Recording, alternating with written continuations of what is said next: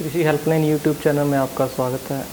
आज के विषय में बात करेंगे कि डेयरी फार्मिंग करने के लिए हमें सब्सिडी वाला लोन कैसे मिलता है और ये लोन हमें नाबार्ड से मिलता है या किसी बैंक से मिलता है, ये कितने टाइम के लिए मिलता है। इन सब चीज़ों की जानकारी मैं आपको दूंगा। पूरी जानकारी लेने के लिए वीडियो को शुरू से लेकर अंत तक ज़रूर देखें और साथ ही नीचे दिए गए सब्सक्राइब बटन ज़रूर दबाएँ ताकि आपके पास हमारी सबसे पहले वीडियो पहुँच जाए। तो दोस्तों, सबसे पहले मेरी कोशिश यही रहेगी कि मैं आपको जो भी जानकारी दूं वो आपको अच्छे से समझाया जाए। तो चलिए हम बात शुरू करते हैं। पहले बात शुरू करते हैं कि नाबार्ड क्या है। नाबार्ड एक बैंक है, national bank for agriculture rural development. इनके नीचे कुछ बैंक्स आते हैं जो कुछ स्कीमें लॉन्च करते हैं।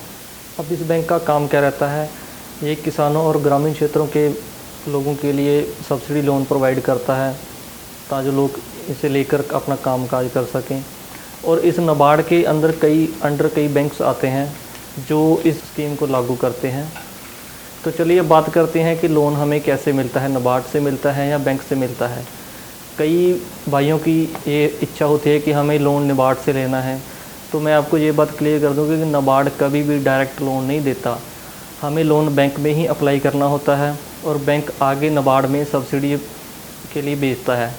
तो सीधी सी बात है कि नाबार्ड हमें बैंक के ज़रिए लोन और सब्सिडी का लोन देता है। नाबार्ड डेयरी फार्मिंग के लिए कम से कम 8 से 9 तरह के लोन देता है और हम इन लोन को किस तरीक़ों से ले सकते हैं, कितना और किस किस चीज़ पर नाबार्ड ये लोन हमें देता है, कितनी सब्सिडी देता है, ये सारी चीज़ें मैं आपको बताने वाला हूँ। काफ़ी सारे लोन्स हैं जो मैं लिख कर रखे हैं ताकि मैं आपको सही जानकारी दे पाऊँ। दोस्तों, सबसे पहले नाबार्ड हमें डेयरी फार्मिंग के लिए लोन देता है, वो है स्मॉल डेयरी यूनिट स्किल्स, यानी कि छोटे डेयरी फार्मिंग को स्टेबल करने के लिए नाबार्ड आपको ये लोन देता है, जिसमें आप एचएफ गायें खरीद सकते हो, साहिवाल देसी गायें खरीद सकते हो, भैंस खरीद सकते हो। तो ये लोन नाबार्ड 10 पशुओं के लिए देता है। जो इसकी अधिकतर लिमिट है वो है 5 लाख तक की है। कम से कम ये आप 2 पशुओं के लिए यानी कि 1 लाख का लोन ले सकते हो। अगर आप सब्सिडी की बात करें तो जो जर्नल हैं उनके लिए 25% है, जो SC ST हैं उनके लिए 33% है, यानी कि 25% के हिसाब से आपको 1,25,000 तक की छूट मिल जाएगी। अगर आप SC ST में आते हो तो 33% के हिसाब से आपको 1,60,000 तक की छूट मिल जाएगी। अब जो दूसरा लोन डेयरी फार्मिंग से रिलेटेड नाबार्ड प्रोवाइड करवाता है वो है रेयरिंग ऑफ हीफर काव्स।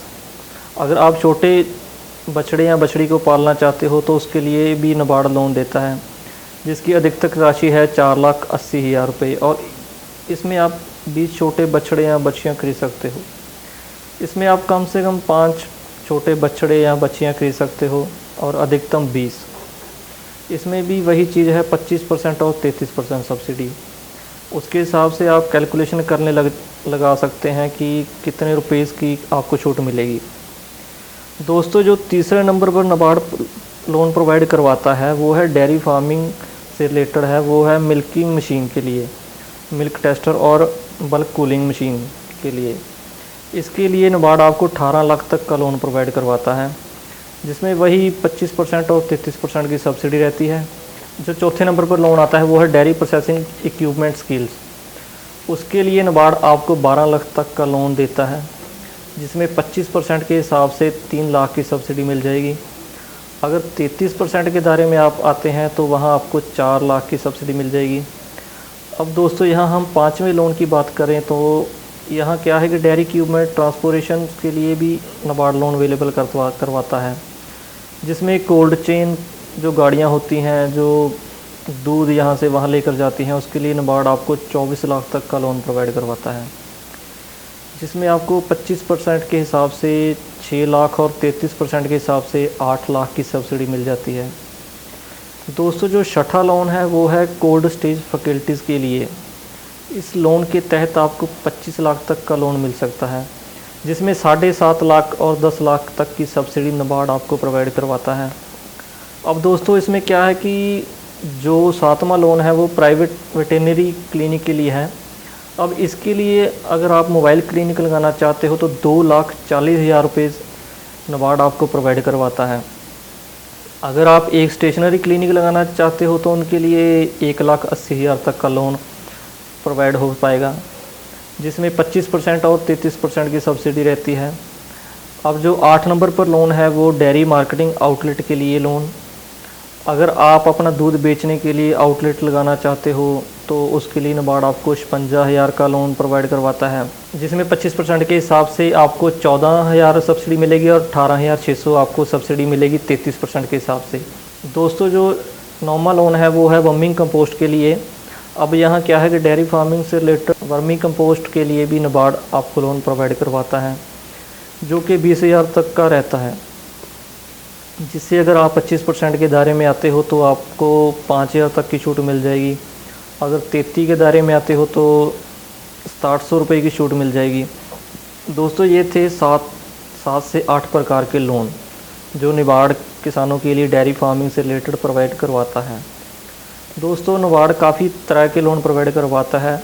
उसकी पूरी डिटेल आप नीचे दिए गए डिस्क्रिप्शन बॉक्स में नाबार्ड की वेबसाइट में जाकर देख सकते हैं। यानी किसान से रिलेटेड हर एक चीज़ के लिए नाबार्ड लगभग लोन प्रोवाइड करवाता है। दोस्तों, अब बात करते हैं कि हम लोन अप्लाई कैसे करें, क्योंकि सबसे जो महत्वपूर्ण काम वो यही रहता है कि हम ये जान लें कि ये लोन कौन कौन से ले सकते हैं। दोस्तों, अगर आप किसान हैं तो लोन ले सकते हैं। अगर आप एंटरप्रेन्योर हैं तो आप ये लोन ले सकते हैं। अगर आपकी कोई संस्था है तो भी आप लोन ले सकते हैं। एनजीओ है आपकी तो काफ़ी लोन ले सकते हैं। यदि आपकी कोई सीमित है तो भी आप लोन ले सकते हैं। जो लोन लेने के लिए पहला प्रोसेस है वो पहले तो आप डिसाइड कीजिए कि आपको कौन सा लोन लेना है, कि आपने काव्ज़ के लिए लोन लेना है, डेयरी फार्मिंग के लिए लेना है या मशीन्स के लिए, उन्हें लोन लेना है। मैं आपको बता देता हूं कि ये सारे लोन भी आप ले सकते हैं, यानी कि 6 से 7 करोड़ के लगभग जो मैंने लोन बताए हैं, 1 करोड़ लगभग इसकी अमाउंट बनती है। ये सारे लोन भी आप अप्लाई कर सकते हैं।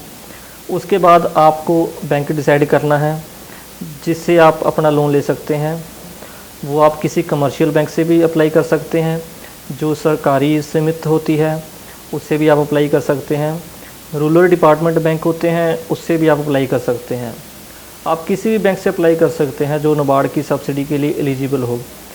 अब तीसरा स्टेप ये है कि जब आपने डिसाइड कर लिया कि लोन कितना लेना है, किस काम के लिए लेना है, बैंक भी डिसाइड कर चुके हो, उसके बाद अपने प्रोजेक्ट के रिलेटेड रिपोर्ट तैयार करनी है। अब दोस्तों, प्रोजेक्ट रिपोर्ट कैसे तैयार करनी है उसके बारे में आपको नेक्स्ट वीडियो में बताऊंगा कि आप खुद प्रोजेक्ट रिपोर्ट कैसे तैयार कर सकते हैं किसी भी काम से रिलेटेड। दोस्तों, ये 3 स्टेप हो गए कि आपने प्रोजेक्ट रिपोर्ट कैसे तैयार करनी है। अब चौथे स्टेप में आपने क्या करना है कि उस प्रोजेक्ट को लेकर अपने बैंक में जाना है, और वहाँ बैंक अगर आपको हाँ कर देता है तो वो आपको सबमिट करवाना होगा। और 5वें स्टेप में क्या होगा कि जब बैंक लोन पास कर देता है तो उसके बाद जो आपकी मार्जिन मनी है और जो पैसा आपको बैंक देता है उससे आपको काम शुरू करना होगा। और 6वां स्टेप है जिससे आप काम शुरू कर देते हैं और आपको पहली इंस्टॉलमेंट मिल जाती है। उसके बाद बैंक सब्सिडी के लिए नाबार्ड को अप्लाई कर देता है और नाबार्ड आपकी सब्सिडी को सेक्शन करके बैंक में भेज देता है। इसके बाद जो 7वां स्टेप, उनमें क्या होता है कि जो सब्सिडी नाबार्ड आपको देता है वो सब्सिडी बैंक आपको उसी टाइम पर नहीं देता। उसका अलग खाता रहता है सब्सिडी रिज़र्व अकाउंट फ़ंड के नाम पे, उसमें वो सब्सिडी जमा कर देते हैं और उस पर कोई भी ब्याज नहीं मिलता।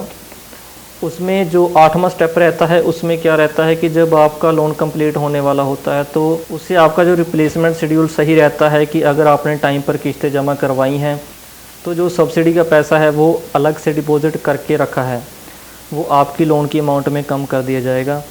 तो ये सारा प्रोसेस है लोन लेने का कि आप किस तरीके से अप्लाई कर सकते हैं, किस तरीके से सब्सिडी आएगी।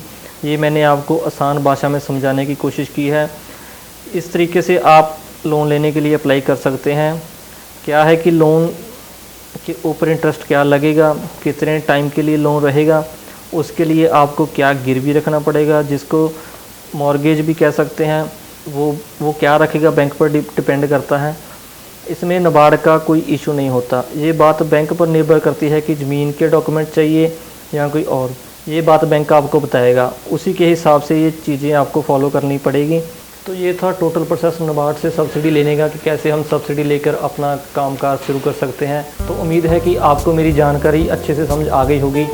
तो उम्मीद करता हूँ कि आप इस वीडियो को किसी और भाइयों के साथ भी शेयर करें और ज़्यादा से ज़्यादा इसको लाइक करें, तो जो ज़रूरतमंद किसान हैं वो भी इस वीडियो को देखकर अपना सब्सिडी लोन ले सकें और अपना कामकाज कर सकें। तो फिर मिलेंगे एक भरपूर जानकारी वाली वीडियो के साथ। धन्यवाद।